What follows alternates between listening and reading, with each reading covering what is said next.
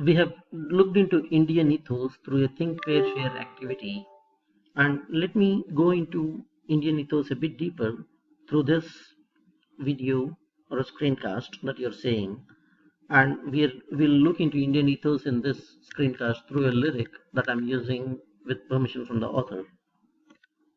So before we go there, we'll just quickly revise the definitions of ethics and ethos that we have seen earlier. Ethos refers to the fundamental character or spirit of a culture. It is the underlying sentiment that informs the beliefs, customs, or practices of a group or society and involves the listing or enumerates dominant assumptions of a people or period. So remember, Indian ethos refers to the fundamental character or spirit of the Indian culture, which is beyond religion, which is beyond everything that we attribute to in a narrower way. So it's the fundamental character that spreads all over India. It's the dominant assumptions of all Indians or a particular period. So Indian ethos today could be different from Indian ethos of the past, but you get the idea. So ethics is defined as moral philosophy or science of conduct or application of values, and it comes from Greek, like we've seen. And the objectives of ethics is essentially ethics help form an opinion or attitude about human conduct in general by systematizing, defending, and recommending the behavior of individuals for an evaluative assessment of moral and immoral. We have seen various quotations earlier, but here I would focus on Swami Vivekananda's quotation that ethics is the degree of faith in oneself. This is also stemming out of the Indian ethos because it's Swami Vivekananda who was an Indian, of course. So I thought I'll use this here to establish that ethics is seen as a degree of faith in oneself. How much you respect yourself is what actually defines your ethics. So ethical action is what best serves the ideas of honesty, integrity, morality, and good management practices according to you. So here is the lyric that I'm talking about. This is written in Telugu by Seetharama Shastry garu, and I'm also providing an English subtitle or English translation of the meaning and the lyric itself in Telugu and the English transliteration in English.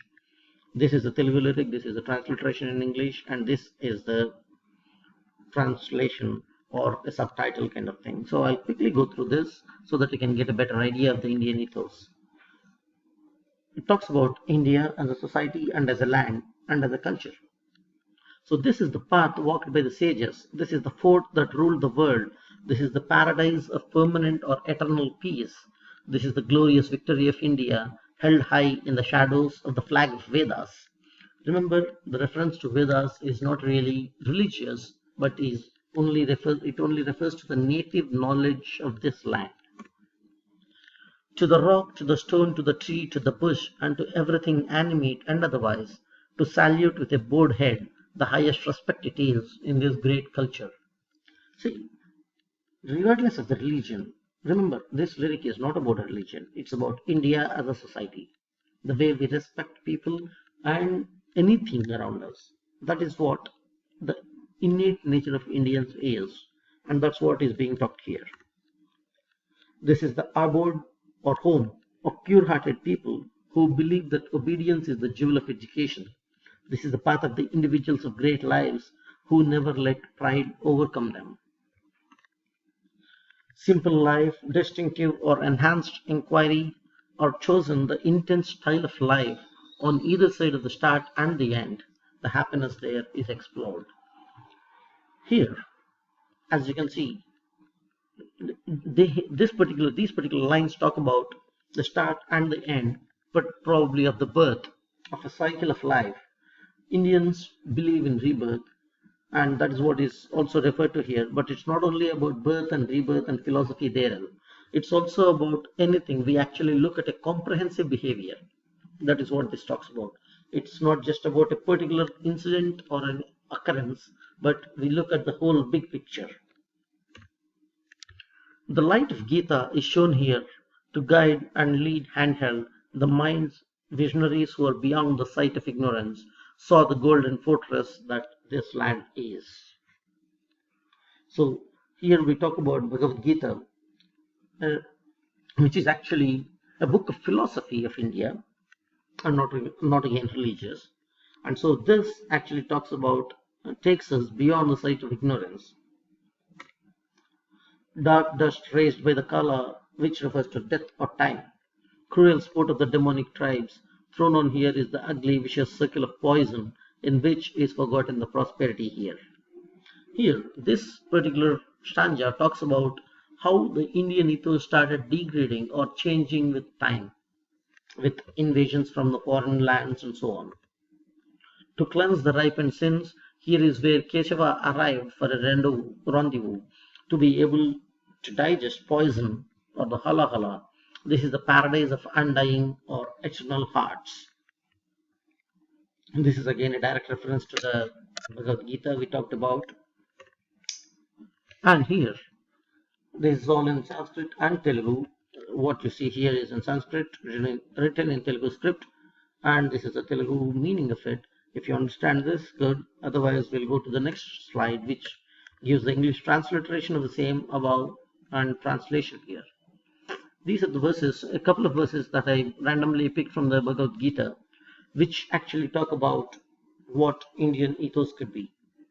One of those says, an individual can be called a Pandit only if he or she can treat equally a Brahmin with education and obedience, and a lowly human being, or a cow, or an elephant, or a dog, or someone who cooks and eats the meat of a dog. So if you can equally treat a person with knowledge and a person with no kind of sophistication, that individual can be called a Pandit. And the reference to Brahmin again is not religious, which you can see in the other verse that you see here on the right. A Brahmin is someone who neither feels overjoyed by comfort nor feels gloomy due to sorrows and has a stable mind. So a Brahmin is not someone who is born into the caste of Brahmins, but someone who is not disturbed mentally or emotionally by happiness or sorrow and has a very stable mind. And this, I thought, is more relevant to, this is taken from the Upanishads. This verse I thought is more relevant to the students. So I thought I'll include this here. It says, Vidya dadati vinayam, vinayad jati patratam, patratvam dharmapnoti, dhana dharmam tatasrukam.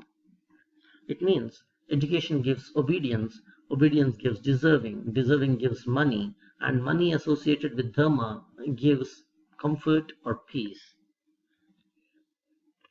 So with this, I'll end the slideshow about Indian ethos. I believe you have now a more comprehensive idea about this.